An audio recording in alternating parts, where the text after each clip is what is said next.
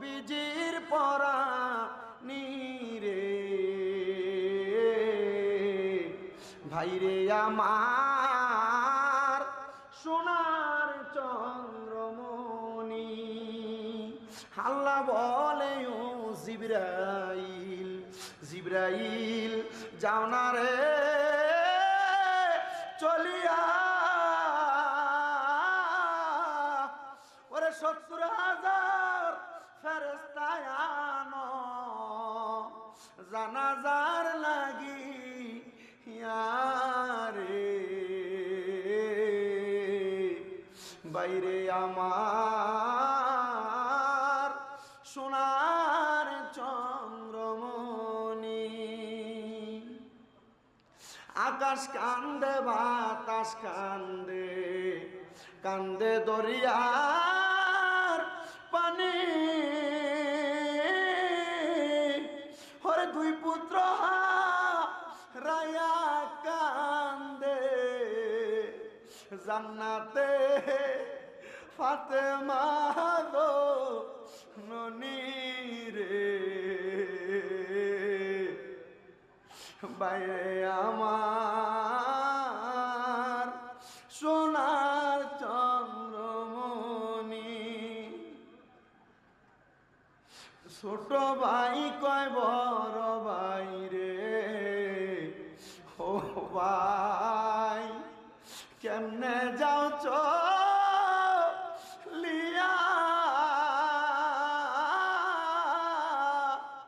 ওরে আজকে থেকে গেলাম রে আমি বাইহারা হইয়া রে বাইরে আমার সোনার চন্দ্রমণি।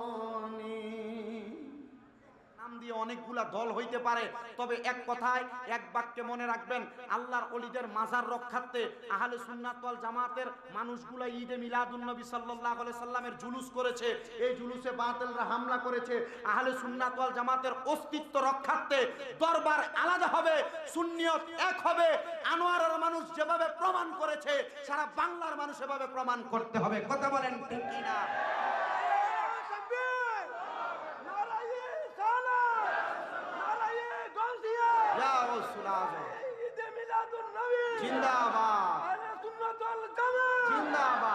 তবে মনে রাখবেন, আহলে সুন্নাত ওয়াল জামাতের এতদিন বিভক্তি ছিল, ঐক্যের ব্যাপারে কেউ যদি কোনো দিক দিয়ে এখন ইঙ্গিত ইশারায় ঐক্যকে বানচাল করতে চায়, এতটুক করবেন, অন্য কিছু করার দরকার নাই, তাকে বয়কট করে সুন্নিয়ত ঐক্য করে ফেলবেন। আপনারা বলেন সুন্নিয়তের ঐক্যের দরকার আছে না? এতদিন পর্যন্ত কিছু ইঁদুর এবং ছাইপোকার কারণে সুন্নিয়তের ঐক্য হয় নাই। এখন সুযোগ আসছে, দুই একটা মাজারে হামলা হওয়ার পর সুন্নিয়তের সৈনিকরা এক হয়েছে, তারা চিন্তা করছে সুন্নিয়তকে এক করার দরকার। সুন্নি তরুণ ওলামায়ে কেরাম এক হয়েছে, তারা চিন্তা করেছে সুন্নিয়তের ঐক্য করে সুন্নি জনতা মাঠে নেমে যারা মাজারে হামলা করবে, মিলাদুন নবীর জুলুসে হামলা করবে, যারা আল্লাহর ওলিদেরকে নিয়ে কটাক্ষ করবে, সুন্নি ওলামায়ে কেরামের ব্যাপারে বাজে মন্তব্য করবে, নবীর শান, নবীর আজমত, নবীর ইজ্জতের চাদর ধরে টানাটানি করবে, সুন্নি জনতা দল আলাদা আগে ছিল, এখন এক হয়ে লিয়াজু কমিটির মাধ্যমে সুন্নিয়ত রক্ষার্থে মাঠে নিজের তাজা রক্ত দিতে প্রস্তুত। আসিনা নাই হাত তুলে দেখায় দেয়।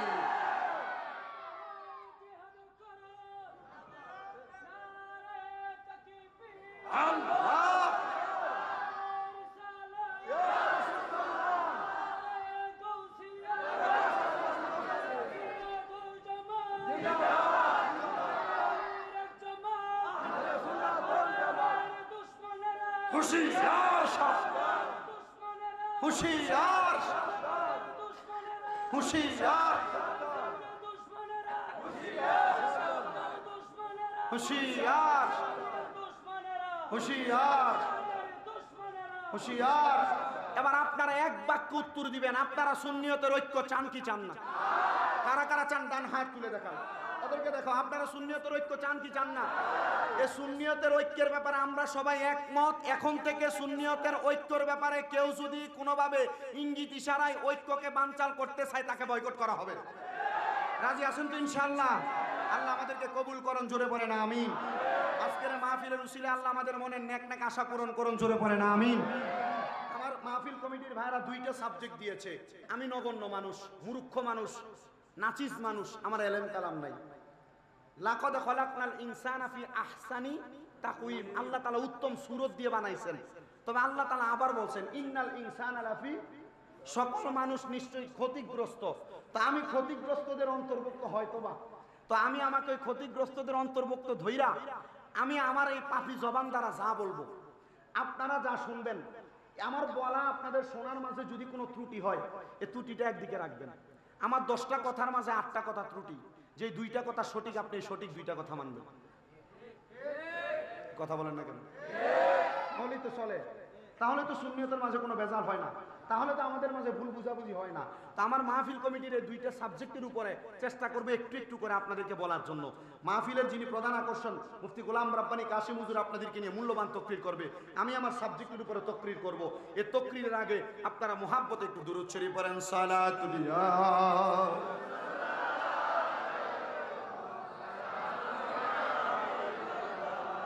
আলাইকুম সালাতুল্লাহ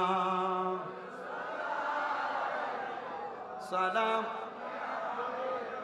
জামালে আশিকা বাশদ মুহাম্মদ খেয়ালেও বরা বাশদ আহমদ সালাতুল্লাহ। মারহাবা, কি মধুর লাগতেছে। গভীর মনোযোগ দিবেন। আমি আল্লাহ তাআলার কোরআনুল কারীম থেকে একটা আয়াতে কারিমা তেলাওয়াত করেছি রে বাবারাম।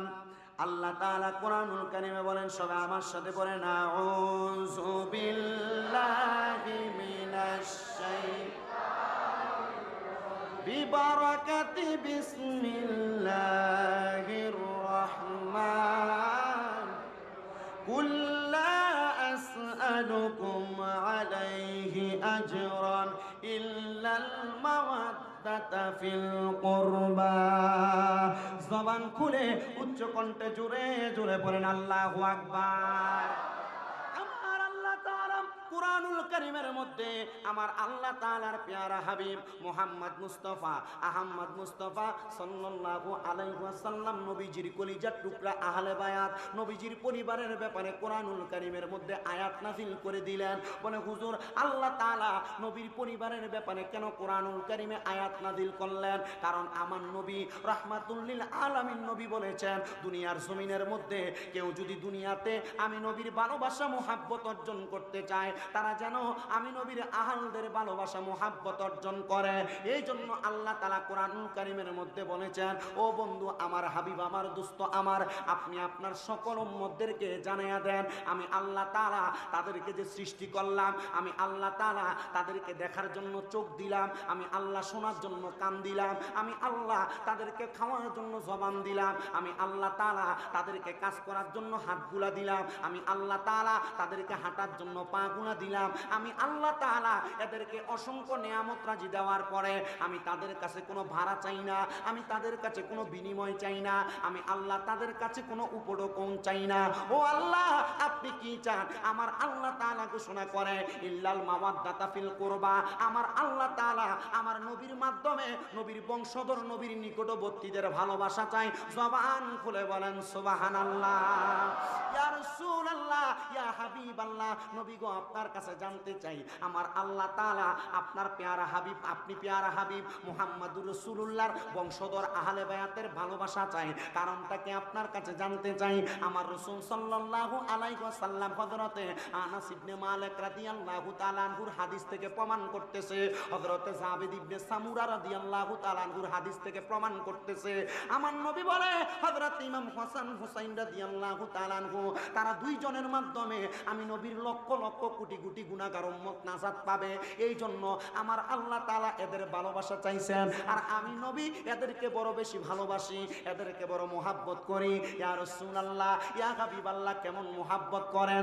আমার নবী বলে, শুনো রে আমার উম্মতের দলেরা, আমি নবী ঘোষণা করলাম, আমি এদেরকে এত মুহাব্বত করি, এত মুহাব্বত করি, একটা মানুষের শরীর থেকে, পেট থেকে যেমন ভাবে পিঠকে কেটে আলাদা করলে মানুষ বাঁচে না, পিঠ থেকে পেটকে আলাদা করলে যেমন মানুষ বাঁচে না, আমি আমি নবীর কাছ থেকে, আমি নবীর থেকে হযরত ইমাম হাসান হুসাইনকে আলাদা করলে আমি নবী তেমন ভাবে বাঁচি না। ইয়া রাসূলুল্লাহ, ইয়া হাবিবাল্লাহ, এতই ভালোবাসেন। আমার নবী বলে শুধু ভালোবাসা না, এদেরকে যারা ভালোবাসে আমি নবী তাদেরকে ভালোবাসি।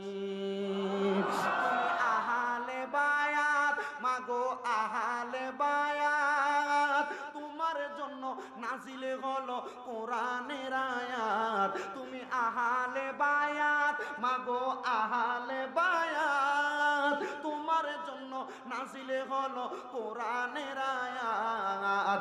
আরে খাতুনে জান্নাত তুমি নবীজির দুলাল, আরে খাতুনে জান্নাত তুমি নবীজির দুলাল। মাগো মা ফাতেমা তুমি নবীর জানের জান, মাগো মা ফাতেমা তুমি। হযরত ইমাম হাসান, হযরত ইমাম হুসাইন নবীজির জানের জিগার বলেছেন সেথায়। ওরে হাদিসে মাঝে দেখো তোমরা তিরমিজির বয়ান, হাদিসে মাঝে দেখো তোমরা তিরমিজির বয়ান। মা ফাতেমা ও গো মা, বললেন মা ও গো মা ফাতেমা তুমি নবীর জানের জান, বলেন মা ফাতেমা ও গো মা, মা তুমি নবীর জানের। হযরতে আলী মুর্তজা উপাধি দিলেন দয়াল নবীজি, বলেন হযরত আলী মুর্তজা উপাধি দিলেন দয়াল নবী। ইসলামের চতুর্থ খলিফ কোরআনে বয়ান। মা ফাতেমা ও গো মা, হয় নাই সুরে, মা ফাতেমা ও গো মা, নবীর জানের জান, বলেন মা ফাতেমা ও গো মা তুমি নবীর। এবার আমার দয়াল নবীজি রাহমাতুল লিল আলামিন নবী হাদিস বর্ণনা করতেছে। আমার নবী বলে, ও আমি নবীর উম্মতের দলেরা, তাইলে তোমরা যারা তাদেরকে ভালোবাসবা আমি নবী তোমাদেরকে ভালোবাসবো। ইয়া রাসূলুল্লাহ, ও দয়ার নবী, মায়ার নবী গো, আমরা তো ভালোবাসি, ভালোবাসি বিদায় সুহাদায়ে কারবালা মাহফিল করি। ইয়া রাসূলুল্লাহ নবী গো, আমরা তো ভালোবাসি, ভালোবাসি বিদায় আহলে বায়াতের স্মরণে মাহফিল করি। আমার নবী বলে, উম্মত, আমার উম্মত যদি তাদের দোয়ার মাঝে আহলে বায়াতের স্মরণ করে, আহলে বায়াতের উসিলা তালাশ করে, আমার আল্লাহ তাআলা তাদের দোয়াটার সাথে সাথে কবুল করে। ওগো মায়ার নবী, আমরা কি তাদেরকে এত ভালোবাসবো? কেন বাসবো? এদের কেন এত পাওয়ার? আমার দয়াল নবীজি এদের পাওয়ার বর্ণনা করতেছে। হযরতে খাতুনে জান্নাত ফাতেমা থেকে হাদিসটা বর্ণিত। উনি বলেন, একদিন আমার নবীজি মসজিদে নববীর মধ্যে বসে আছেন। মসজিদে নববীর মধ্যে একটা জায়গা আছে, যেই জায়গার নাম মা বাইনা বাইতি ওয়া মিম্বারি রওজাতুম মির রিয়াদিল জান্নাহ। যেই জায়গা নবীর ঘর থেকে, নবীর হুজরা মুবারক থেকে নবীর রওজা মুবারক, এই জায়গাটাকে জান্নাতের টুকরা বলা হয়। আরো জোরে বললেন না সুবহানাল্লাহ। বন্ধুরা রে আমার, ওই জায়গার মধ্যে একটা গাছ আছে, যেই গাছটার নাম হলো উস্তুনে হান্নানা। শুধু উস্তুনে হান্নানা একটা গাছ না, এই জায়গার মধ্যে মোট 3টা গাছ। একটা গাছের নাম হলো উস্তুনে, সুবহানাল্লাহ বলেন। আরেকটা গাছের নাম হলো উস্তুনে আহাদা বা উহাদা। আরেকটা গাছের নাম হলো উস্তুনে আয়েশা। এই 3টা গাছ মানে রিয়াজুল জান্নায় প্রবেশ করলে নবীর মিম্বর, যেই জায়গায় নবী খুতবা প্রদান করতেন, মিম্বর থেকে রওজা মুবারক পর্যন্ত মোটা মোটা 3টা পিলার। এই 3টা পিলারের মাঝখানে 3টা গাছ ছিল। একটার নাম উস্তুনে আহাদা, একটার নাম উস্তুনে আয়েশা, একটার নাম উস্তুনে হান্নানা। এই 3টা গাছকে আগের যুগের মধ্যে আয়েশা মানে বর্তমান সরকারের আগে যারা শাসন করেছে সৌদি আরবকে, তারা আইসা এগুলারে পিলার বানিয়ে দিছে।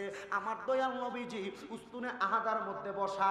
আমার দয়াল নবী রহমাতুল লিল আলামিন নবীর কাছে একদল ইহুদির লোকেরা আসছে। এই দলের মধ্যে 40 জন, কত 40 জন। যেই দলের 40 জনের মধ্যে সর্বমোট তাদের বাড়িতে সদস্য সহ মোট সদস্য 130 জন। আর আয়েশা বলে, ও আল্লাহর হাবিব সাল্লাল্লাহু আলাইহি ওয়াসাল্লাম, নবীজি আপনি আমাদেরকে বলেন না আপনি কেমনে ইসলাম ধর্ম প্রচার করেন। আমার নবী বললেন, আমি আল্লাহ তাআলার প্রেরিত ওহীর মাধ্যমে ইসলাম প্রচার করি। নবীজি মানলাম, নবীজি বুঝলাম, তাহলে আপনি আমাদেরকে আপনার দলে নিয়ে নেন। আপনি নবীজি আপনার দলে নেওয়ার পরে আপনার ধর্মের অর্ধেক জিনিস আমরা মানব, আর আমাদের ধর্মের অর্ধেক আপনারা মানবেন। আমার নবী বলেন, না না না, কারণ ইন্না দীনা ইনদাল্লাহিল ইসলাম, নিশ্চয় ইসলামটা আমাদের জন্য পরিপূর্ণ জীবন ব্যবস্থা। আমার নবী সুন্দর করে শিখিয়ে দিলেন, আমার নবী সুন্দর করে বুঝাইয়া দিলেন। কিন্তু ইহুদিরা বলে, না, আপনাদের মাঝে ইসলামের পরিপূর্ণ কোনো কাজ দেখা যায় না। আমার নবী বলে, ওই ইহুদিরা, না রে, আমার মধ্যে ইসলামের কাজ দেখো না কেন? আমার আল্লাহ তো আমি নবীকে ইসলামের কাজ দেখানোর জন্য পাঠাইছে। আরে তাকে দেখো না, আমার সামনে ছোট ছোট দুইটা বাচ্চার মাঝে ইসলামের যে আদর্শগুলো আছে, এই আদর্শগুলা তোমরা যদি গ্রহণ করতে পারো, তোমরাও কিন্তু দুনিয়ার জমিনের মধ্যে সবচাইতে ক্ষমতাবান হইবা। তারা বলতেছে, অবশ্যই আমরা ক্ষমতাবান। আমার নবী তাদেরকে চ্যালেঞ্জ ছুড়ে দিলেন, হে ইহুদিরা, না না না, তোমরা ক্ষমতাবান হইতে পারো না। কেন কেন কেন গো? কারণ তোমরা যদি ক্ষমতাবান হও, আল্লাহর ক্ষমতার কাছে তোমরা বৃথা। বলে, হ্যাঁ, তাহলে চলেন না আমরা একটা ইন্তজাম করে ফেলি, একটা জমা করে ফেলি, যেই জায়গার মধ্যে আপনারাও থাকবেন, আমরাও থাকবো, সবাই দোয়া করবে। যেই ব্যক্তির দোয়া আল্লাহ তাআলা সাথে সাথে কবুল করবে, ওই ব্যক্তিরা সফল কাম, ওই ব্যক্তিরা হক পাঠি। আরো জোরে বললেন না সুবহানাল্লাহ? আমার নবী বলে, কি বলে? আমার আল্লাহ তাআলা তো আমি নবীরে দোয়ার ভান্ডার বানাইছে। আমি নবীকে বলতেছে দোয়া করার জন্য। ঠিক আছে, আগামী কালকে আপনারা আপনাদের সন্তানদেরকে নিয়ে আসবেন, আমরা আমাদের সন্তানদেরকে নিয়ে আসব। নবীজি রাহমাতুল লিল আলামিন, নবীজি পরের দিন সকালবেলা নবীর কলিজার টুকরা দুইজন নাতি, ইমাম হাসান আর হুসাইন, দুইজনকে নবীর সামনে নিয়ে হযরতে খাতুনে জান্নাত ফাতেমা, হযরতে আলী রাদিয়াল্লাহু তাআলা আনহুকে সাথে নিয়ে আমার নবী সামনের দিকে অগ্রসর হয়। মদিনা শরীফ থেকে মসজিদে কুবার দিকে যাইতে যে এলাকা, ওই এলাকার নাম হেজাজ। কি? ওই এলাকার নাম হেজাজ। নবীজির নানির বাড়ি ছিল হেজাজ এলাকায়। সুবহানাল্লাহ বলেন না? যে কুবা মসজিদের মধ্যে 2 রাকাত নামাজ পড়লে একটা উমরা হজের সওয়াব পাওয়া যায়। সুবহানাল্লাহ। আল্লাহ, আমার জীবনে অন্য কোনো শখ ছিল না, যে বড় শখটা ছিল আল্লাহ পূরণ করে ফেলছে। আমার শখ ছিল মদিনা শরীফের রাসূলের রওজা দেখব, আর রওজার সামনে যে শুধু অন্য কোনো দোয়া করি নাই, বলছি ইয়া রাসূলুল্লাহ, রওজা দেখার শখ ছিল, এখন শেষ শখ, রওজা দেখে ফেলছি, আপনি রাসূলকে দেখবেন। পূরণ করার দায়িত্ব আল্লাহ তাআলার এবং আল্লাহ রাসূলের। কি করেন? ঠিক আছে না? এটাই শখ ছিল, আর কোনো শখ নাই। তো রাসূল পাকের রওজা মুবারকের আশেপাশ সহ বিভিন্ন যে এলাকাগুলো আল্লাহ রাসূলের মর্তবাপূর্ণ এলাকা, যেগুলোর ভিতরে আমাদের ডাব্লিউ মার্কা বাইরে যায় না, আমি সবগুলো জায়গা, বরকতময় জায়গা ঘুরে ঘুরে চলে আসছি। তো সেই হেজাজ এলাকা নবীজির নানির বাড়ি ছিল, এই নানির বাড়ির এলাকাটার ভিতরে এখন ছোট্ট করে কুবা মসজিদের ঠিক পূর্ব দিকে, কুবা মসজিদের উত্তর দিকে এটাকে একটা বাগানের মতো করে রাখছে, মানুষ গিয়ে এখানে বসে। এটা আমার নবীজির নানির বাড়ি ছিল, মানে হযরতে ওহাব জোহরির বাড়ি ছিল এখানে। সুবহানাল্লাহ পড়েন না? তো যেখান থেকে কথা ছিলাম, আমার নবীজি মসজিদের নববী থেকে পরের দিন সকালবেলা বের হইছেন। সাথে কয়জন? 4 জন। সাথে কয়জন? আমার দয়াল নবী মাঝখানে, হযরত ইমাম আলী মাকাম, হযরতে খাতুনে জান্নাত ফাতেমা, হযরত ইমাম হাসান, হযরত ইমাম হুসাইন রাদিয়াল্লাহু তাআলা আনহুমা, এদেরকে নিয়ে আমার নবী সামনে যায়। হেজাজ অঞ্চল থেকে একবারে দূরবর্তী জায়গা, যে জায়গায় বর্তমানে বীরে রাওহা অবস্থিত। বীরে রাওহা বলে, হুজুর বীরে রাওহা? হ্যাঁ, বদরের যুদ্ধ করে আসার সময় আমার নবীজির সাহাবায়ে কেরামরা অসুস্থ হয়ে গেছে। আমার নবীজি রাহমাতুল লিল আলামিন নবী সাহাবায়ে কেরাম পিপাসার্ত হয়ে গেছে। তারা বললেন, ইয়া রাসূলুল্লাহ, পানির দরকার, আপনি ইসলামের জন্য কবুল করেন। আমার আল্লাহ এমন কবুল করেছে, আমার নবী এই 113 জন 130 জন সাহাবীর পরিবার থেকে আমার ইমাম আলী মাকাম, ইমাম হুসাইনকে সহযোগিতা করা হয়েছে। চিন্তা করছেন কত বরকত। নবীজি মসজিদে নববীর দিকে রওনা করলেন। হযরত আলী মাকাম, ইমাম আলী রাদিয়াল্লাহু তাআলা আনহু, উনি ওনার হুজরা মুবারকের মধ্যে, হযরতে খাতুনে জান্নাত ওনার ঘর মুবারকের মধ্যে আমার নবীজি নাতিদেরকে বড় ভালোবাসতেন। এদেরকে নিয়ে আমার নবীজি মসজিদে নববীর মধ্যে উস্তুনে আয়েশার সামনে যে 1 নাম্বার উস্তুনে আহাদার নিচে ইহুদিরা আসছিল, এবং ইমাম হাসান আর হুসাইনকে নিয়ে বসছে কোথায়? উস্তুনে আয়েশার নিচে। উস্তুনে আয়েশার নিচে আমার নবী যে বসলেন, উস্তুনে আয়েশার নিচে বৈশা আল্লাহর হাবিব হযরত ইমাম হাসান ইমাম হুসাইনকে আমার নবীর ডান রান মুবারক এবং বাম রান মুবারকের উপরে নিলেন। নেওয়ার সাথে সাথে আমার দয়াল নবী রাহমাতুল লিল আলামিন নবীজি এদেরকে কত সুন্দর করে আদর করতেছেন। এমন টাইমে হযরত জিবরাইল আমিন আয়েশা ডাক দিয়া বলি, ইয়া রাসূলুল্লাহ, নবী গো,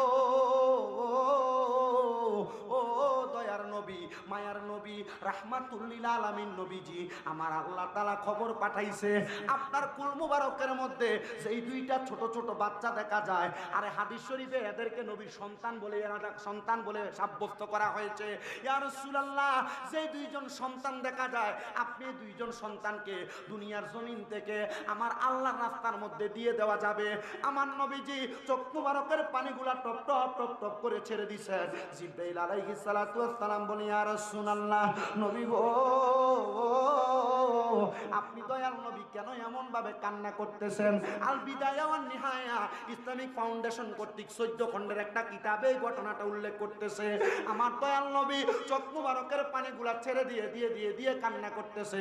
জিবরাইল বলি, ইয়া রাসূলুল্লাহ, কেন কান্না করেন? কারণ জানতে চায়। আমার নবী বলে, জিবরাইল, আমার আল্লাহ বলেছে আল্লাহর কথাকে বরদাস্ত করার মতো আমি নবীজি এই সাহসিকতা দেখাচ্ছি না। তবে জিবরাইল আমার আল্লাহর কাছে যে জিবরাইল আলাইহিস সালাতু ওয়াস সালাম এই কথা বলার সাথে সাথে আমার নবী আবার কান্না করতেছেন।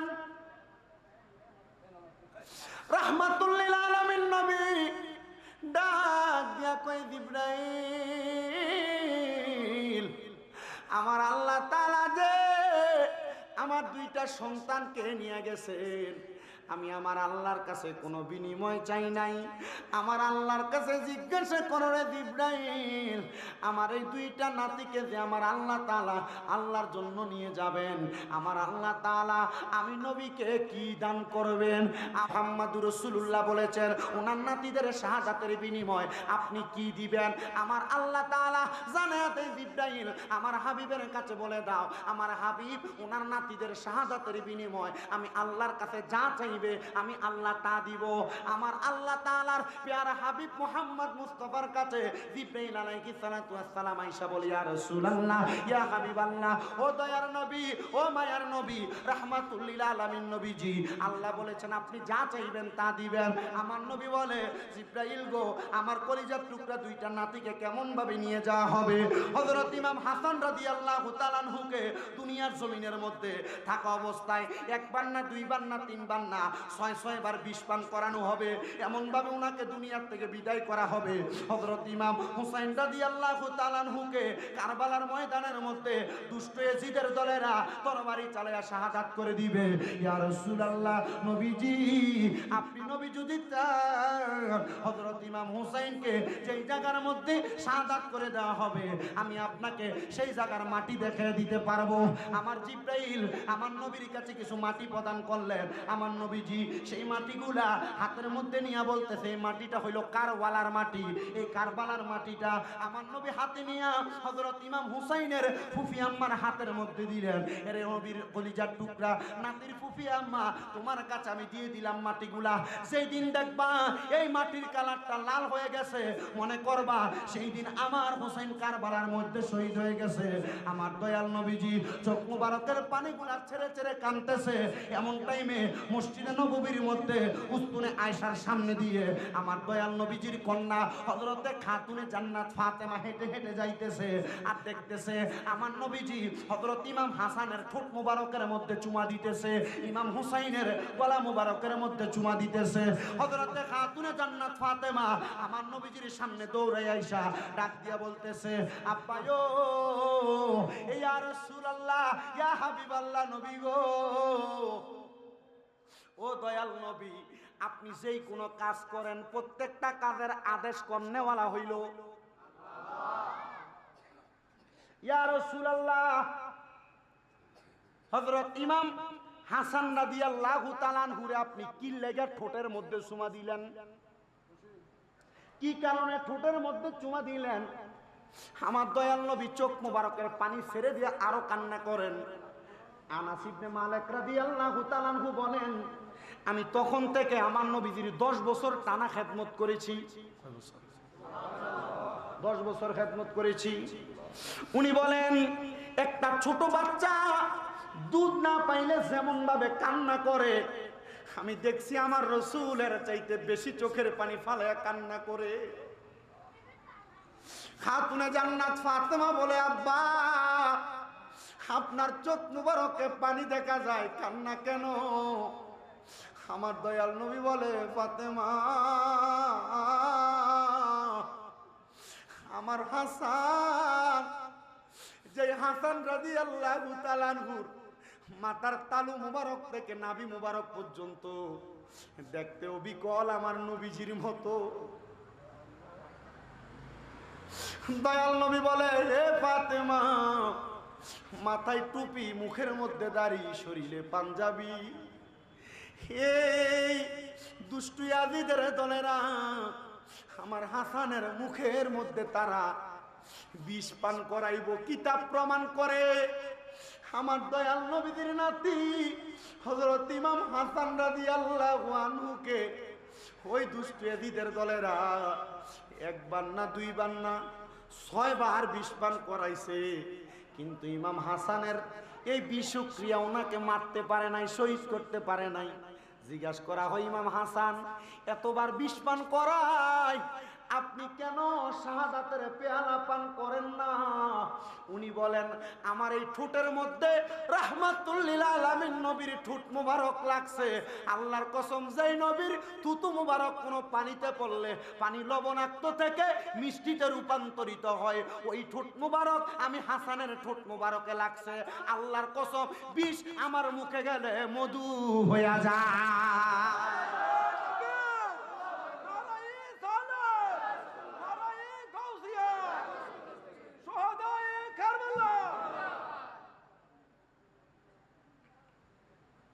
সপ্তমবার যখন ইমাম হাসান রাদিয়াল্লাহু তাআলা আনহুকে বিষ পান করানো হয়, সাটা দেওয়া লাগবে না, কয়বার? সপ্তমবার, 7 বার। ওই সময় নুরি পাথরের গুড়া এটাকে মিহিন করে পাথরে এই বিষের সাথে দিয়ে দিচ্ছে। এই বিষক্রিয়া ইমাম হাসান রাদিয়াল্লাহু তাআলা আনহুকে মারতে পারে না, কিন্তু এই যে পাথরের গুড়া ইমাম হাসান রাদিয়াল্লাহু তাআলা আনহু পেট মুবারকের মধ্যে যাওয়ার কারণে ওনার পেটের ভিতরের অবস্থা একবারে বেশি খারাপ করে ফেলছে। তো দুনিয়ার কোনো সন্তানকে কেউ মারলে যদি ব্যথা পায়, সে চিৎকার দেয়, মা, সে চিৎকার দেয়, আল্লাহ গো, দেয় না? আর ইমাম হাসান রাদিয়াল্লাহু তাআলা আনহু একটা চিৎকার দিছে, না না।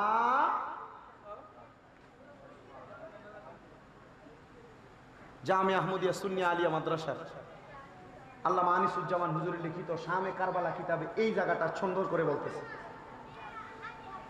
যখন হযরত ইমাম হাসান রাদিয়াল্লাহু তাআলা আনহু নানা বলে চিৎকার দিয়ে পড়ে গেছেন, অল্প কিছু দূরে হযরতে মালিক ইবনে মারওয়ানকে নিয়ে ইমাম হুসাইন রাদিয়াল্লাহু তাআলা আনহু ঘোরাফেরা করতেছিলেন। হযরত ইমাম হুসাইন রাদিয়াল্লাহু তাআলা আনহু মালিক ইবনে মারওয়ানকে বলে, মালিক ইবনে মারওয়ান, কে জানি নানা বলে চিৎকার দিছে। মালিক ইবনে মারওয়ান বলে, কে দিবে? আর কেউ একজন হয়তো দিছে। ইমাম হুসাইন বলে, জি না। দুনিয়াতে সন্তান মায়ের পাগল, বাবার পাগল, আত্মীয় স্বজনের পাগল, 2 জন নাতি আছে নানার পাগল। আর এই নানা কোনো সাধারণ নানা নাই, নানা রাহমাতুল লিল আলামিন। বলে বলবেন না? ওজন আশেক বলে, রহমতে আলমে নবী নূরে মে বলেন, রহমতে আমি সাহাবীরা গাম মুবারক সাহাবীরা, বাবা শুনো জানো মানো কেমন আমার নবীজি, যাহারে পাগল চন্দ্র সূর্য তারা, জি বলেন যাহারে পাগল, জি ও ভাই আরো শুনবানি সুন্দর কাহিনী, আরো সুন্দর জান্নাতের রোমে রোমে লেখা নাম বলেন রহমতে নবী সাহাবীরা বাবা উস্তুনে হান্নানা একটা খেজুর গাছের নাম, যাকে ধরে খুতবা দিতেন রাসূল আকরাম বলেন, যাকে ধরে খুতবা রামে বলেন, যাকে ধরে খুতবা দিতেন রাসূল রামে গাছটা নবীর বিরহ কাঁদিতে রহে, গাছটা নবীর বিরহ কাঁদিতে রহে। হতবাগ হইলেন যত সাহাবায়ে কেরাম বলেন, রহমতে আর নবী নূরে সামে বলেন, রহমতে নূরে মুজাসসাম। সাহাবীরা আতর বানাই গাম মোবারক, সাহাবীরা বাবা অলিউল্লাহর নবীর কাছে এই আরাধনা, দেখিব নবী নূরের ছবি যতই কল্পনা, বলেন দেখিব নবী নূরের ছবি নাই। আমার বিদায় বেলাতে নবী আসবে দেখিতে, আমরা রে বিদায় বেলা নবী, নবীকে বিদায় বেলায় চান না? আরে সুন্নি আশেকদের এতটুকু তো আশা, মরণের সময় নবী দিদার পাবে, কথা বলেন ঠিক কিনা? পর্দার আড়ালে মা বোনরা নবী নবী বইলা যখন কান্না করে, যখন বালিশে মাথাটা লাগে নবী নবী বলে কান্না করেন, সুন্নিরা নবী নবী করে এই জন্য, কারণ মরার আগে একবার নবীকে দেখতে চাই, কারণ যেই নবীকে দেখলে জাহান্নাম হারাম, ওই নবীকে দেখতে চাই কি চাই না? বলেন আমার বিদায় বেলা নবী আসবে। কার বিদায় বেলায়? কার বিদায় বেলায়? আমার, বলেন কার? কার হাত তুলে দেখান কার? বলেন আমার বিদায় বেলাতে নবী আসবে দেখিতে, আমার বিদায় বেলা জুড়ে নবী আসবে দেখিতে। আমি পাগলা কি আমি করে জানাবো সালাম, বলেন আমরা সবাই কি আমি করে জানাবো সালাম, বলেন রহমতে আলম নবী নূরে সামে বলেন, রহমতে সাম। সাহাবীরা আতর বানাই গাম, বলেন সাহাবীরা। বন্ধুরা রে আমার, ও আনোয়ারার হাজিগাঁও জিউরি এলাকার বাবারা, কুলাল পাড়ার বাবারা, মনোযোগ দিবেন, মনোযোগ দিবেন। হযরত ইমাম হুসাইন রাদিয়াল্লাহু তাআলা আনহু একটা দৌড় মাইরা ইমাম হাসানের সামনে আইসা ডাক দিয়া কয়, বড় ভাই ইয়া আকি। হযরত ইমাম হাসান রাদিয়াল্লাহু তাআলা আনহু কি সমস্যা? হযরত ইমাম হাসান বলে, ভাইজান আমার তো পূর্বে 6 বার তারা বিষ পান করাইছে, আমার ওই বিষ মারতে পারে নাই। ওয়াল্লাহি বিল্লাহি তাআলা এই মুহূর্তে তারা শুধু আমারে বিষ পান করায় নাই, বিষের সাথে তারা আমারে আরো জঘন্য কিছু পান করাইয়া দিছে, ওইটার বিষক্রিয়া আমার কলিজাকে ছারখার করে দিতেছে। হযরত ইমাম হুসাইন হঠাৎ করে দাঁড়িয়ে গেলেন। উনার এই মাজা মুবারকের মধ্যে সব সময় হযরত আলী রাদিয়াল্লাহু তাআলা আনহু তরবারি থাকতো, শরীরের মধ্যে হযরত আমির হামদার বর মুবারক থাকতো, আর আমার নবীজির পাগড়ি মুবারক ওনার মাথার মধ্যে থাকতো। হযরত ইমামে হুসাইনে পাক ডাক দিয়া কয়, ভাইজান এই মুহূর্তে আমার তার নামটা বলেন, আমি তার গর্দান আলাদা করে দিব। হযরত ইমাম হাসান রাদিয়াল্লাহু তাআলা আনহু তেলাওয়াত করে, ইন্নাল্লাহা মা'আস সাবিরিন। আওয়াজটা মজা হয় নাই আবার, ইন্নাল্লাহা মা'আস সাবিরিন।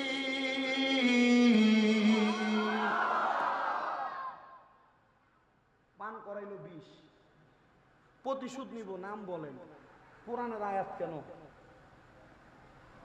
এটা অনেক কিছু ইঙ্গিত করে দিছে। কি করে দিছে? ইঙ্গিত করে দিছে।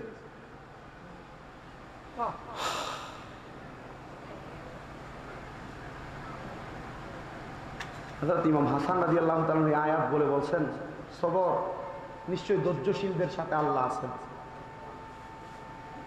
কেন বলছে আপনি যদি এখন তরবারি দিয়ে এদেরকে মেরে ফেলেন, আখিরি জামানায় আমার নানার উম্মতরা যে আসবে, এদের ঈমান পরীক্ষা করার জন্য তো কিছু মুনাফিক বেঈমানের দরকার আছে। এদেরকে এখন মাইরেন না, নানার উম্মতের ঈমান পরীক্ষা হবে এদেরকে দিয়ে। তো কিভাবে পরীক্ষা হচ্ছে? সোহাদায়ে কারবালার মাস আসলেই এজিদের প্রশংসা শুরু করে। এজিদের নামের শেষে রহমতুল্লাহ আলাইহি বলে, সোহাদায়ে কারবালার মাস আসলেই এদের গায়ে আগুন লাগে, লাগে না? মিলাদুন নবীর মাস আসলে মিলাদুন নবীর জুলুসে এরা হামলা করছে, কসবায় করে নাই? ফেনীতে করে নাই? কারণ কি? কারণ হচ্ছে ওই যে ইমাম হাসান রাদিয়াল্লাহু তাআলা আনহু এদের উত্তরসূরির পরিচয় দেখাইছে। এদেরকে চিনবেন কিভাবে? ওই নবীর প্রেমের কাজ যারা করে তাদেরকে যখন হামলা আর মামলা করে তখন বুঝবেন এরাই তারা। কথা কারা? এরাই কারা? স্বাভাবিক। আমি বিপক্ষে বলার দরকার নাই, সিস্টেমে বলছি আপনাকে, আপনি বুঝে নেন। কারণ আমি বিপক্ষে বলি না, আমি দলাদলি করি না। আমার কাছে স্যাক্রিফাইস আছে। আমার কাছে কি আছে? স্যাক্রিফাইস। আমি মাঝে মাঝে অনেক ওয়াহাবিদের সাথে বসে চা খাই। চিন্তা করেন হুজুর ওয়াহাবিদের সাথে চা খান, কারণটা কি? আমি অনেক কওমি বলেন, জামাতি বলেন, এদের সাথে আমার দেখা হয়। আমার এলাকাতে এরা আছে, আশেপাশে এরা আছে অনেকে। তো থাকলে কোনো লাভ নাই, থাকলে এরা জানে আমি গরম। আমি যে পাগল এরা জানে। আমি দুনিয়ার পাগল না, আমি আল্লাহ রসুলের পাগল। উল্টা পাল্লা করবো আমার ঘাড় বাঁকা। আমি আজকে আমার এলাকাতে একটা ঘাড় বাঁকা করে এসেছি। আমার এলাকাতে চাইছিল এমন একটা মজমা জমাইতে, কিন্তু আমি দেই নাই। আমি বলছি না, হবে না। এরা বাইতুল মুকাররম মসজিদে ফিডাফিডি করছে, এরা নবীর মিলাদুন নবীর জুলুসে হামলা করছে, এরা শাহপরানের মাজারে হামলা করতে গেছে, এরা বিভিন্ন মাজার জ্বালায় দিছে।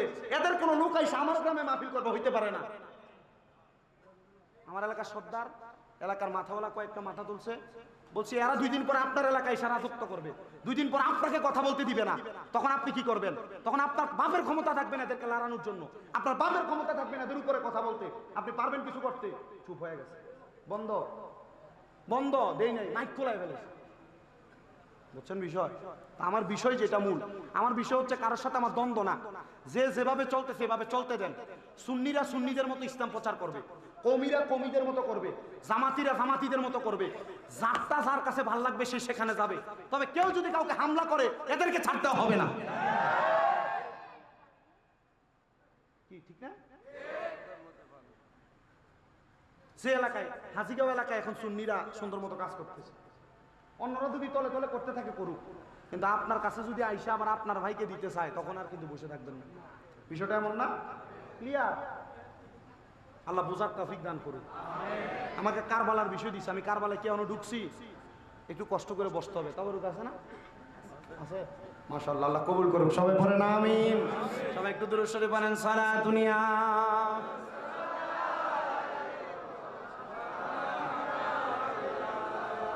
সালাতুন ইয়া।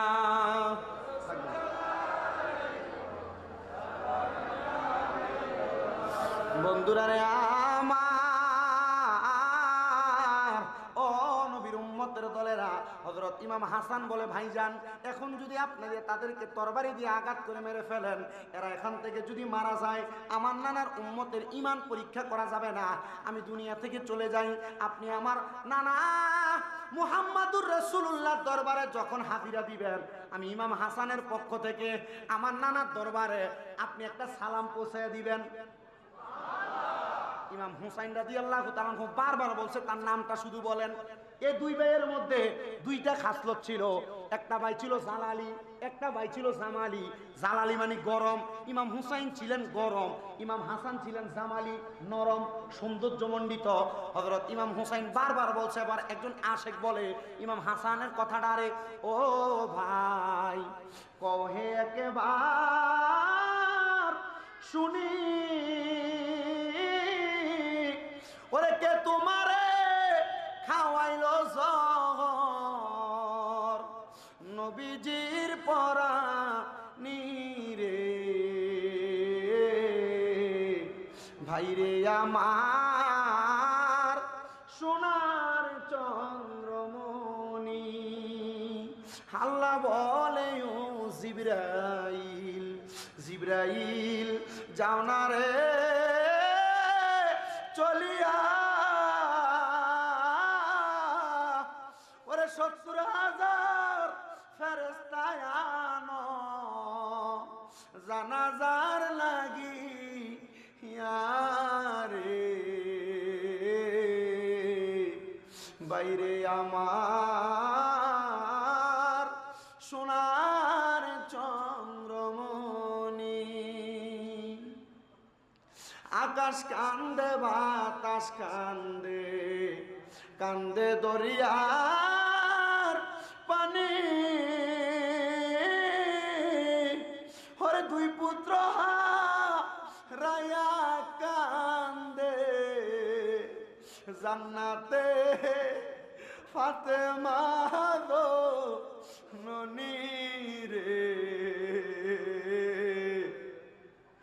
বাইরে আমার সোনার চন্দ্রমণি। ছোট ভাই কয় বড় ভাই রে, ও ভাই কেমনে যাও চলিয়া, ওরে আজকে থেকে গেলাম রে আমি বাইহারা হইয়া রে বাইরে আমার সোনার চন্দ্রমণি।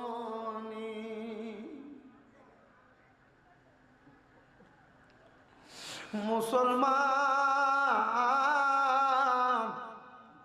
ও হাদিগাঁওয়ের কুলাল পাড়ার যুবক মুরব্বীরা, আমাদেরকে তাজা ইসলামটা দেওয়ার জন্য নবীর পরিবার কত কষ্ট করছে। ইমাম হাসান রাদিয়াল্লাহু তাআলা আনহু যাওয়ার পরে, ইমাম হাসানের অনেক দিন পরে ইমাম হুসাইন রাদিয়াল্লাহু তাআলা আনহু কুফা নগরীর উদ্দেশ্যে রওনা করেছে। আমার আল্লাহ তাআলা হিকমতের মাধ্যমে কুফা নগরী থেকে ইমাম হুসাইন রাদিয়াল্লাহু তাআলা আনহুরে কারবালার ময়দানের মধ্যে ঢুকে ফেলাইছেন। ইমাম হুসাইন রাদিয়াল্লাহু তাআলা আনহুর সাথে ওনার পরিবার সহ সদস্য মোট মাত্র ৭২ জন সামনের দিকে যায়। একসাথে সবাইকে বসায়া হযরত ইমাম হুসাইন রাদিয়াল্লাহু তাআলা আনহু হাতের মধ্যে তরবারিটা নিয়া, সঙ্গে ওনার কলিজার টুকরা সন্তান হযরতে জয়নাল আবিদিনকে সাথে নিয়া উনি গেলেন একটা খেজুর গাছের সামনে। খেজুর গাছের ডাল কেটে আনবেন, ডালটাই না তাবু বানাইবেন। খেজুর গাছের ডালের মধ্যে যখন তরবারি দিয়ে আঘাত করছে, খেজুর গাছের ডাল থেকে সাদা রঙের একটু পানির মতো কষ বের হয়, কিন্তু ওই দিন কোনো কষ বের হয় নাই। ইমাম জয়নুল আবিদিন নিজে বর্ণনা করে, আমি দেখেছি এই গাছ থেকে যেই পানিগুলা বের হয়েছে যেগুলা রং হলো লাল, আমি কোনো কথা বললাম না। ডালগুলা নিয়ে আমরা আবার আমাদের পরিবারের কাছে চলে আসলাম। মাটির মধ্যে আঘাত করলাম, আমরা দেখলাম মাটির মধ্য থেকে কেমন জানি লাল লাল রক্ত বের হইতেছে। আমি আমার আব্বাজান হযরত ইমাম হুসাইন রাদিয়াল্লাহু তাআলা আনহুর কাছে জিজ্ঞাসা করলাম, বাবা জান, ও বাবা জান, এই জায়গার মধ্যে কেন লাল লাল রক্ত দেখা যায়? হযরত ইমাম হুসাইন মুস্কি মুস্কি হাসেন, কিন্তু চোখ মুবারক দ্বারা টপ টপ করে পানি পড়তেছে। ওগো ইমাম হুসাইন, কেন এমন ভাবে কান্না করেন? উনি বলেন, এমনি এমনি কান্না করি না, এই রক্তগুলা প্রমাণ করে দিতেছে আমরা কুফায় যাওয়ার কথা। আমরা কুফায় যাই নাই, কুফায় যাই নাই রে, আমরা কারবালার মধ্যে চলে আসছি।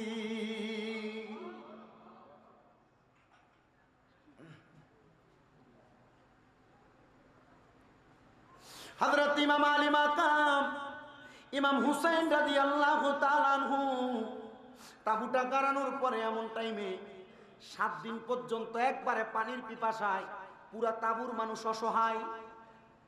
পুরাত নদীর পারে যে পানির জন্য একবার, দুইবার, তিনবার আবদার জানাইছে না, সবাই পানি পান করবে, নবীর বংশ পানি পান করতে পারবে না। নাউজুবিল্লাহ নাই।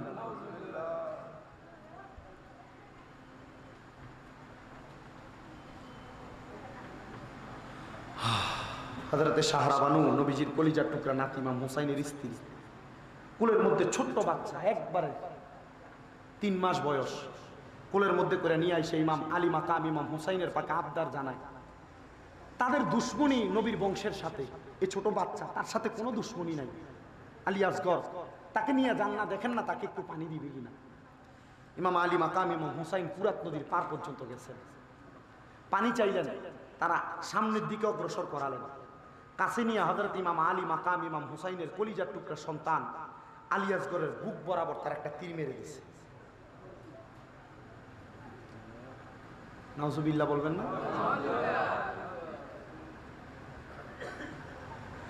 হযরত ইমাম হুসাইন রাদিয়াল্লাহু তাআলা আনহু আলী আসগরের দেহ মুবারকটা কোলের মধ্যে কইরা নিয়া তাবুর সামনে যেয়ে ডাক দেয়, হে আমার আদরের স্ত্রী সাহারা বানু, তোমার সন্তানকে আমি পানি পান করে আসছি, পানি পান করে নিয়ে আসছি।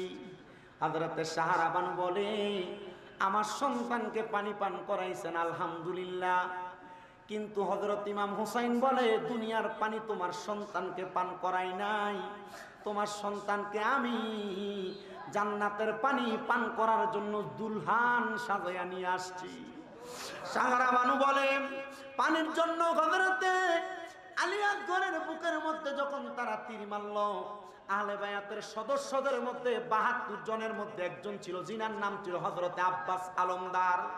উনি বলে, ছোট বাচ্চাটাকে তারা যখন তীরের আঘাত দিয়া মেরে ফেললো, শাহাদাত করে ফেললো, আমি আর বসে থাকতে পারলাম না, আমি দৌড়ে গেলাম ঘোড়ার পিঠে চইরা ফুরাত নদীর পারে। কিরে দুষ্ট ইহুদীদের দলেরা, কেমনে নবীর বংশের কলিজার মধ্যে তোমরা আঘাত করলা, কেমনে তোমরা আঘাত করলা? আমি তাদেরকে বলার পরে তারা আমার একবারও বাধা দেয় নাই। আমি আমার একটা মশকের মধ্যে ফুরাত নদী থেকে পানি পুরাইয়া আমি আমার মুখের দিকে যখন পানিটা ঢালবো, এখনো ঢালি নাই, আমার চিন্তা হইল আমি যে নবীর বংশরে পানি না পান করাইয়া এই পানি আমি আগে পান করতেছি, যদি আমাকে রাহমাতুল্লিল আলামিন নবীজি প্রশ্ন করে, তুমি আমার পরিবারকে পানি না পান করে আগে কেন পানি পান করলা, আমি রহমতের নবীর কাছে কোনো জবাব দিতে পারবো না।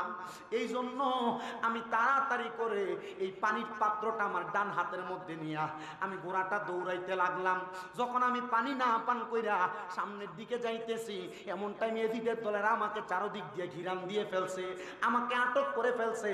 এরা আমাকে আঘাত করে আমার ডান কাঁধের মধ্যে তারা তরবারি দিয়ে আঘাত করছে। আমি তাকে দেখলাম চোখের সামনে আমার ডান হাতটা আমার এক বডি থেকে আলাদা হয়ে পড়ে গেছে। আমি আমার বাম হাত দিয়ে এই পানির মশকটাকে ধরলাম, আমি দেখলাম আমার বাম কাঁধের মধ্যে আবার তরবারি দিয়ে আঘাত করা হচ্ছে।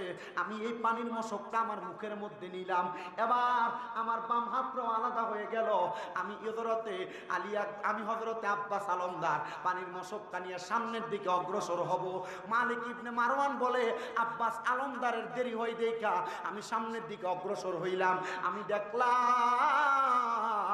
আব্বাস আলমদারের গলার মধ্যে তারা তরবারি দিয়ে আঘাত করেছে, গর্দানটা আলাদা হয়ে গেছে, হাতগুলা নাই, গলাগুলা নাই। আব্বাস আলমদার দুনিয়া থেকে জান্নাতের পেয়ালা পান করছে। হযরতে মালিক ইবনে মারওয়ান বলে, আমি গেলাম হযরত ইমাম হুসাইনের দরজার সামনে, আমি দেখলাম হযরত ইমাম হুসাইনের দরজার সামনে হযরতে আলী আকবর, বয়স মাত্র 14 থেকে 16 বছর বয়স, ঘোড়ার পিঠে উইঠা দুলহানের মতো সাইজা যুদ্ধ করার জন্য আগমন করছে। হযরতে আলী আকবর সামনের দিকে আগমন করার সাথে সাথে আমি দেখলাম হযরত ইমাম হুসাইন তার দিকে সালাম জানাইতেছে। আলী আকবর যুদ্ধের ময়দানে গিয়া ওনার তরবারি দ্বারা আল্লাহু আকবর বলে বলে ওই এজিদের দিকে তারা কত সুন্দর করে যুদ্ধ করতেছে। আল্লাহর কসম, হযরতে আলী আকবরের তরবারি থেকে একটা মানুষও বাঁচতে পারে নাই। আলী আকবর আল্লাহু আকবর বলে বলে তরবারির আঘাত দিয়ে ওই দুষ্ট ইয়াজিদের দলদেরকে দুনিয়া থেকে বিদায় করে দিতেছে। হযরতে আলী আকবর যখন এমন ভাবে যুদ্ধ করতে করতে করতে করতে ক্লান্ত পরিশ্রান্ত হয়ে গেলেন, ঘোড়াটা দৌড়াইয়া হযরতে আলী আকবর সামনের দিকে ইমাম হুসাইনে পাকের তাঁবুর সামনে এসে ডাক দিয়ে বলেন, বাবা আমাকে সামান্য পানি দ্বারা সহযোগিতা করেন, নচেত কিছুক্ষণের মধ্যে আমি ইন্তেকাল করব। ইমাম হুসাইন রাদিয়াল্লাহু তাআলা আনহু হযরতে আলী আকবরকে উদ্দেশ্য করে বলেন, রাহমাতুল্লিল আলামিন নবী তোমার জন্য কাউসারের পানি নিয়ে অপেক্ষা করতেছে, দুনিয়ার পানি তোমাকে পান করা লাগবে না। এর মধ্যেই আলী আকবর রাদিয়াল্লাহু তাআলা আনহু হযরত ইমাম হুসাইনের সামনে গোড়া থেকে পড়ে গেলেন। হযরত আলী আকবর দুনিয়া থেকে জান্নাতের পেয়ালা পান করে শাহাদাতের পেয়ালা পান করলেন। বন্ধু, হযরত আলী আকবর যখন শাহাদাত করলেন ওই তারিখটা ছিল 9 জিলহজের 9 মুহররমের দিন। এবার 9 মুহররমের আসরের সময় নবীর পরিবারের নবীর পরিবারের এই তাঁবুর মধ্যে কান্নাকাটি চলতেছে। অনেকে কান্না করে বৃহস্পতিবার দিন। হযরত ইমাম হুসাইন বলে, আমাদের সন্তান 2 জন হারা বেদনায়, আমার ঘুম হচ্ছিল না, আমার সাহারা বানু তাঁবুর মধ্যে বসা। আমি ইমাম হুসাইন রাদিয়াল্লাহু তাআলা আনহু সাহারা বানুর ডান উরুর মধ্যে আমার মাথাটা রাইখা আমি একটু চোখটা বন্ধ করলাম, কোরআন তেলাওয়াত করতেছি। আমি চোখটা বন্ধ করার পর আমার নিদ্রা লাইগা গেল। হযরত সাহারা বানু নিজে বর্ণনা করতেছে, হে জগতের মানুষ, কিছুক্ষণ পরে হযরত ইমাম হুসাইন রাদিয়াল্লাহু তাআলা আনহু হঠাৎ করে লাফ দিয়ে উঠছেন, উইঠা ডাক দিয়া বলে, সাহারা বানু, এ সাহারা বানু, আমি এখন একটা বিচক্ষণ স্বপ্ন দেখেছি। হযরত সাহারা বানু ইমাম হুসাইনের কলিজার টুকরা স্ত্রী ডাক দিয়া বলে, এগো আমার কলিজার টুকরা স্বামী, আপনি এমন কি বিচক্ষণ স্বপ্ন দেখেছেন যে এই স্বপ্নের কথা আপনি ঘুম থেকে লাফ দিয়ে উঠে আমাকে বলতেছেন? ইমাম হুসাইন বলে, আমি দেখলাম জান্নাতের সুশীতল একটা ছায়াতল পা হযরতে মৌলা আলী মুশকিল কুশা রাদিয়াল্লাহু তাআলা আনহু বসা, ওনার পাশে আমার মা খাতুনে জান্নাত ফাতেমা বসা। আমি দেখলাম আমার বড় ভাই ইমাম আলী মাকাম ইমাম হাসান বসা। আমি দেখলাম রাহমাতুল লিল আলামিন নবীও বসা। তাদের মাঝখানে একটা সুন্দর খাবারের থালি দেখা যায়। আমি জিজ্ঞাসা করলাম, হে আমার নানা, হে আমার আব্বা, হে আমার আম্মা জান, হে আমার বড় ভাই, আপনারা কেন জান্নাতের খাবারগুলা খান না? আমার মা খাতুনে জান্নাত ফাতেমাতুজ জাহরা আমাকে উত্তর প্রদান করেছে, এই খাবারের মালিক আমরা 4 জন না, এই খাবারের মালিক হলো 5 জন। হযরত ইমাম হুসাইন, তুমি হইলা 1 জন। আগামীকালকে তুমি আমাদের কাছে আগমন করবে, তারপর আমরা এই খাবারের মধ্যে ফাতিহা দিব। জোরে বলেন সুবহানাল্লাহ। আপনি কি মনে করছেন জান্নাতি খাবার 1 জন 2 জনের জন্য? আরে না, আপনি যদি আহলে বাইতকে ভালোবাসেন, নবী পরিবারকে মহব্বত করেন, সুহাদায়ে কেরামদেরকে মহব্বত করেন, আপনার জন্য জান্নাতি নিয়ামত অপেক্ষা করতেছে। আজকে হাজিগাঁও কুলালপাড়ার মানুষ এই জিউরি কাদিরিয়া সুন্নিয়া ইবতেদায়ী মাদ্রাসার মাঠে এত সুন্দর জান্নাতের বাগান মাহফিল আপনারা করতেছেন। আপনারা মনে করছেন টাকা দিচ্ছেন, প্রতি বছর বছর মেজবান খাওয়াচ্ছেন, প্রতি বছর বছর মাহফিল করতেছেন। এই মাহফিলের মাধ্যমে মানুষ তাবারুক খাচ্ছে, মাহফিল ওয়াজ শুনা কান সুখ করতেছে। জিনা, এটার মাধ্যমে নবীর প্রেমের পয়গাম আপনার অন্তরে যাচ্ছে। ইন্তেকালের পর জান্নাতের মধ্যে আল্লাহর হাবিবের দিদার পাবেন, আল্লাহর হাবিবের মেহমানদারিতে জান্নাতি খাবার পাবেন। জোরে বলেন সুবহানাল্লাহ। আল্লাহুম্মা সাল্লি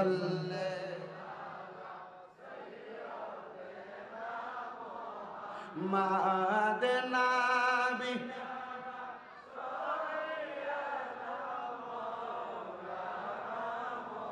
আমরা সবাই হাজির হইলাম দয়াল নবীজির মাহফিলে। হায়রে দয়া করে কবুল করেন মায়ার নবী আমাদের কে। আল্লাহুম্মা সাল্লি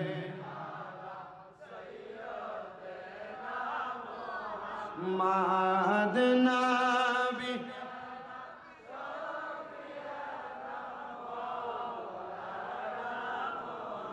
আমার মুসলমান, হযরত ইমাম হুসাইন যখন এমন স্বপ্ন দেখলেন, উনি বলেন, আমি আর রাত্রবেলা ঘুমাইলাম না। এবার আমার কলিজার টুকরা স্ত্রী সাহারা বানু আমার রান মুবারকের উপরে মাথা রাইখা ঘুমাইলেন। হযরত সাহারা বানু বলে, অল্প কিছুক্ষণ পরে আমি আরেকটা স্বপ্ন দেখে ঘুম থেকে উঠে গেলাম। আমি ঘুম থেকে ওঠার পরে আমি লক্ষ্য করে দেখতে পাইলাম আমার স্বামী হেলান দিয়ে বসে বসে কান্না করে। আমি আমার স্বামী হযরত ইমাম হুসাইন রাদিয়াল্লাহু তাআলা আনহুকে বললাম, ওগো আমার স্বামী, আমিও তো অল্প কিছুক্ষণ আগে আরেকটা স্বপ্ন দেখেছি। যেই স্বপ্নের মধ্যে আমি দেখলাম কারবালার ময়দানের মধ্যে সাদা রঙের একটা কাপড় পরে একজন মহিলা আগমন করেছে। ওনার চুলগুলো এলোমেলো, উনি কারবালার ময়দানে পাথরগুলা কুড়ে কুড়ে উনি দূরে সরিয়ে রাখতেছে। আমি জিজ্ঞাসা করলাম, কে গো মা, কে আপনার পরিচয় কি? উনি আমার মুখের উপর থেকে ওনার চুলগুলো এবং কাপড়টা সরাইয়া আমারে বলতেছে, আমি হইলাম খাতুনে জান্নাত ফাতেমা, যেই ফাতেমার ব্যাপারে আমার নবী বলেছে আল ফাতেমাতু সাইয়্যিদাতুন নিসাই আহলিল জান্নাহ।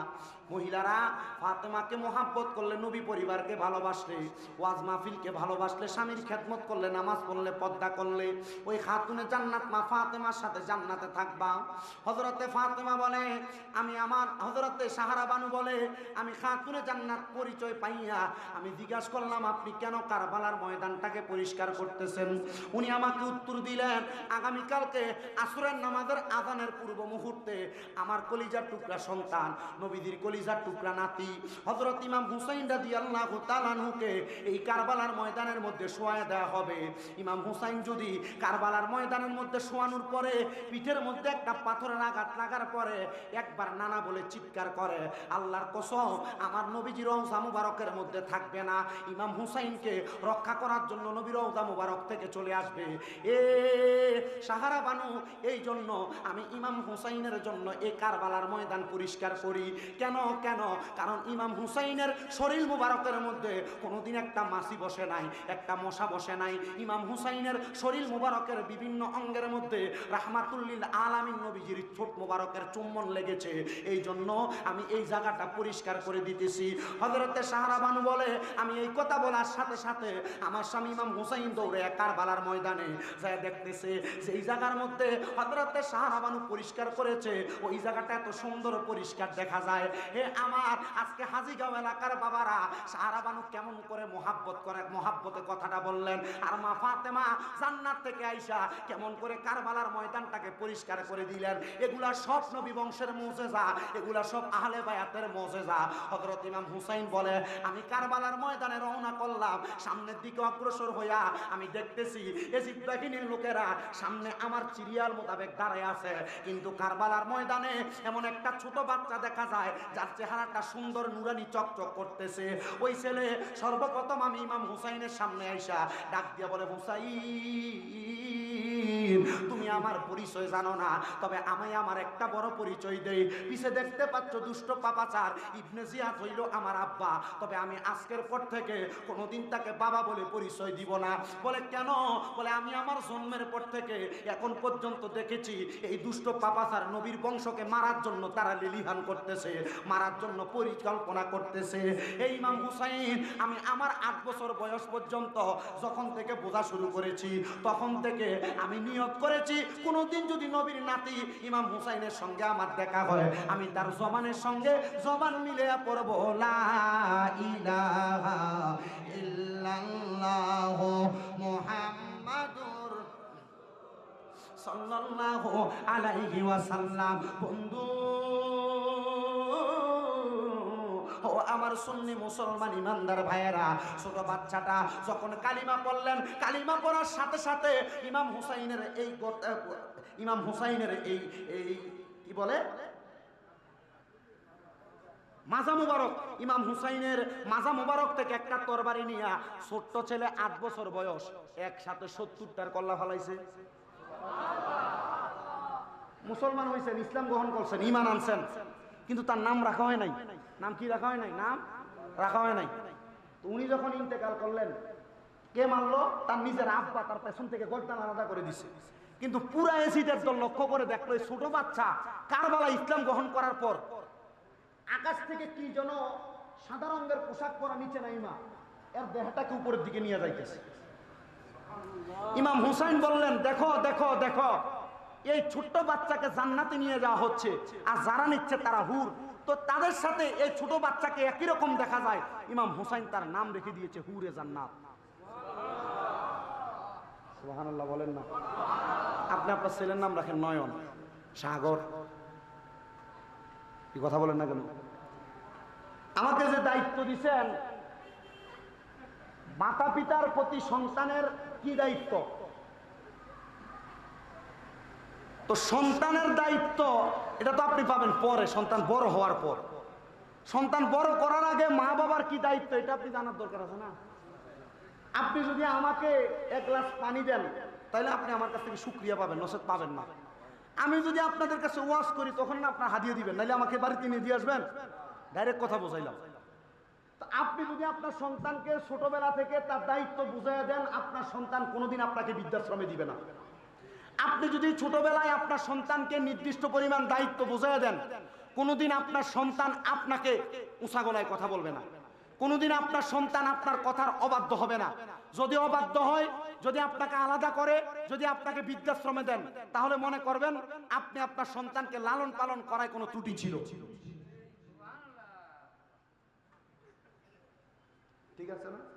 হুজুর দায়িত্ব কি? পিতামাতার প্রতি সন্তানের দায়িত্ব আগে, সন্তানের প্রতি পিতামাতার দায়িত্ব কি শোনেন। দুইটা বিষয় বলে দেই। আল্লাহর নবীজি বলেছেন, একজন মা বাবা সন্তান জন্ম দেওয়ার পর ওই মা বাবা সন্তানের উপর 5টা দায়িত্ব। বলেন কয়টা দায়িত্ব?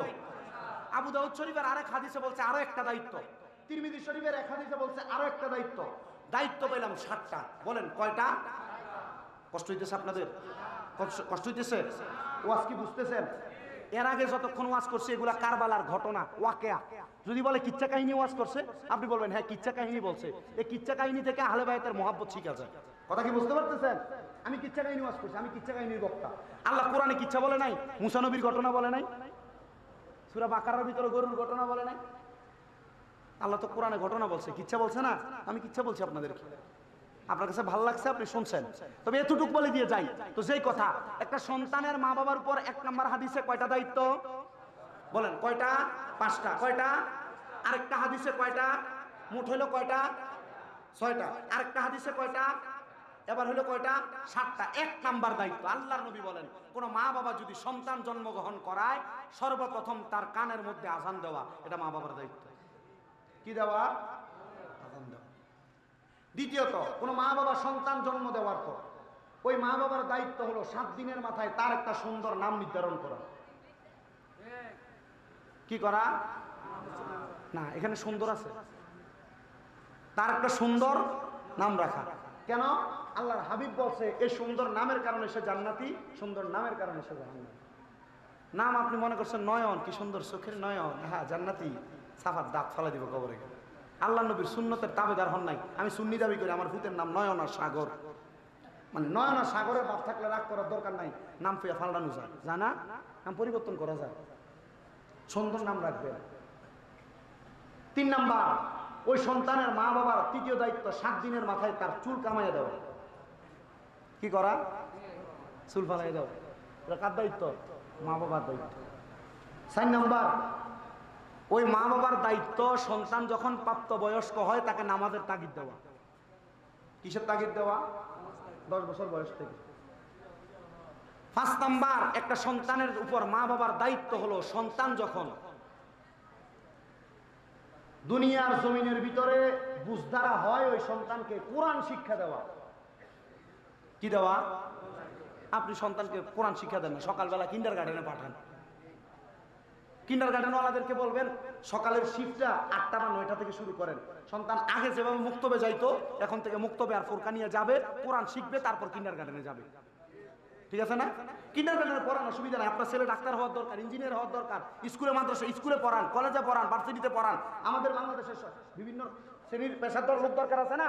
দরকার আছে, তবে আগে কোরআন শিখান। কেন? আবু দাউদ শরীফের হাদিস, নবীজি বলতেছে কোন সন্তানকে যদি তার মা বাবা কোরআন না শিখায়, তাহলে ফুলসেরাতের পারে এসে ওই সন্তানকে জিজ্ঞাসা করবে কোরআন তেলাওয়াত করার জন্য। সন্তান বলবে আমার মা বাপ শিখায় নাই, তখন তার বাপকে আইনা দিবে, ফুলসেরাতের এই পার ওই পার লম্বা করে শোয়াই দিবে। ওই সন্তান তার বাবার বুকে ফানা দিয়া ফুলসেরাত পার হবে। বলে হুজুর আমার বাবা মা আমাকে কোরআন শিখায় নাই, তাহলে আমার বাবা আমার দোষ, আমার বাবা ফুলসেরাতের পারে ফুইব। জি না, কোন প্রাপ্তবয়স্ক সন্তান যদি বোঝে যে কোরআন শিখা দরকার, শিখে নাই, বাবার বুকে যখন পাড়া দিবে, বাপ্পুর 2টা একসাথে জাহান্নামে যাবে। তাহলে কোরআন শিখবেন কি শিখবেন না, দায়িত্ব আপনার। মাহে রমজান মাসে মসজিদ একটা চালু করে দেন না, মসজিদের ভিতর বয়স্ক কোরআন শিক্ষা। বলে হুজুর এখন কি আর শিখা সম্ভব? শিখতে পারেন নাই, শিখতে শিখতে মারা গেছেন। হাদিস শরীফ বলে শিখতে শিখতে মারা গেলে শহীদের মর্যাদা। আর কি বোঝাবো আপনাদেরকে? আপনারা কি এর থেকে বেশি ওয়াজ নিতে চান? আজকে এতক্ষণ পর্যন্ত যতগুলো ওয়াজের ছোট ছোট ওয়াকিয়া বলছি, এগুলোর উপর আমল করলে আপনার যদি এই 10তম মাহফিল না, এক একজন আল্লাহর ওলি থাকতো, হাজিগাঁও এলাকার ভিতরে ফিটার বাটফার থাকতো না। ঠিক আছে না? হাজিগাঁও এলাকায় বদ লোক থাকতো না, খারাপ লোক থাকতো না, যদি আপনারা এগুলোর উপর আমল করতেন। কথা বলেন না কেন? এই 10 বছরে কি 30 জন আলেম আসে না এলাকায়? বেশি আসছে, এগুলাতে আপনারা কথা বলেন, এগুলোর কারণে আপনারা আমল করেন, জিন্দিগিতে বাস্তবায়ন করেন, তখন হবে। তাহলে গেল দায়িত্ব কয়টা? 5টা। হুজুর এরপর দায়িত্ব কি? এরপর দায়িত্ব হলো একটা মা বাবা সন্তানকে তার উৎকৃষ্ট পরিমাণ আদব শিক্ষা দেওয়া। কি দেওয়া? আদব শিক্ষা দেওয়া। 7 নাম্বার, ওই মা বাবা সন্তানকে উৎকৃষ্ট পরিমাণ ভরণ পোষণ, খাবার পোশাক দেওয়া।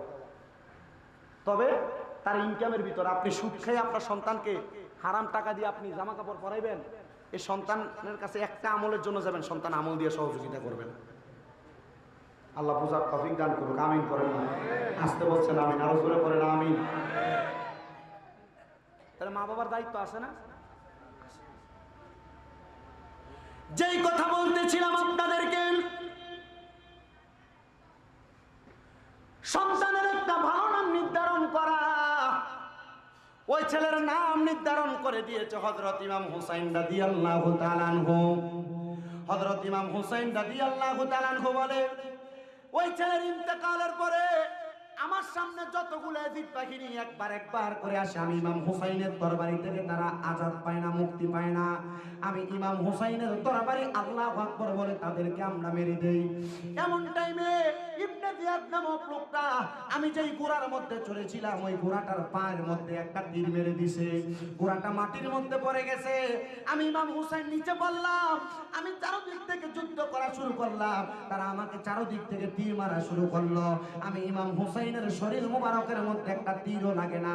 এমন টাইমে আমি ইমাম হুসাইনের সামনে আইসা তারা আমার বুকের মধ্যে হাত দিয়ে তীর লাগিয়ে দিতে লাগলো। আমি ইমাম হুসাইন রাদিয়াল্লাহু তাআলা আনহুর বুক মুবারকের মধ্যে তারা তীরের আঘাত, বর্ষার আঘাত, তরবারির আঘাত দিয়ে আমাকে মাটিতে ফেলে দিছে। আর ওই শিমর নামক লোকটা আমি ইমাম হুসাইনের বুক মুবারকের উপরে আইসা বসছে। আমি ইমাম হুসাইন এগুলা সহ্য করতে পারি নাই।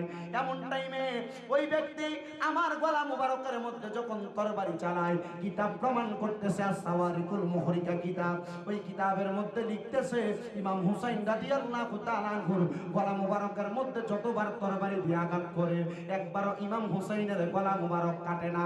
2 বার আঘাত করে গলা মুবারক কাটে না, 3 বার আঘাত করে গলা মুবারক কাটে না। উনি বলতেছে যেই গলার মধ্যে রাহমাতুল লিল আলামিন নবীজি দিনে রাইতে চুমু খাইতেন, এই গলা কোনোদিন তরবারি দিয়ে কাটতে পারবা না। তবে হ্যাঁ, আমি 2 রাকাত নামাজ আদায় করব, তার পরবর্তী সময় তুমি আমার গর্দান আলাদা করতে পারবা। হযরত ইমাম হুসাইন রাদিয়াল্লাহু তাআলা আনহু কারবালার ময়দানের মধ্যে 2 রাকাত নামাজ আদায় করেছেন। আহা, ইমাম হুসাইন রাদিয়াল্লাহু তাআলা আনহু কারবালায় 2 রাকাত নামাজ পড়ে সুন্নি মুসলমানদেরকে শিক্ষা দিয়েছে। ওই এজিদের দলেরা বলেছে তাড়াতাড়ি হুসাইনের গলা মুবারকের মধ্যে ছুরি চালা, আসরের নামাজ কাজা হয়ে যায়। তারাও কারবালায় নামাজ পড়েছে, ইমাম হুসাইনও কারবালায় নামাজ আদায় করেছে। তবে তাদের নামাজ আর হুসাইনি নামাজ এক হইতে পারে না। হুসাইনে পাকের অনুসারী আমরা সবাই হুসাইনি নামাজ আদায় করি। ও বন্ধু, ও নবীর উম্মতের দলেরা, হযরত ইমাম হুসাইন রাদিয়াল্লাহু তাআলা আনহু 2 রাকাত নামাজ আদায় করলেন, কিন্তু 2 রাকাত নামাজের মধ্যে সিজদা হলো 4টা।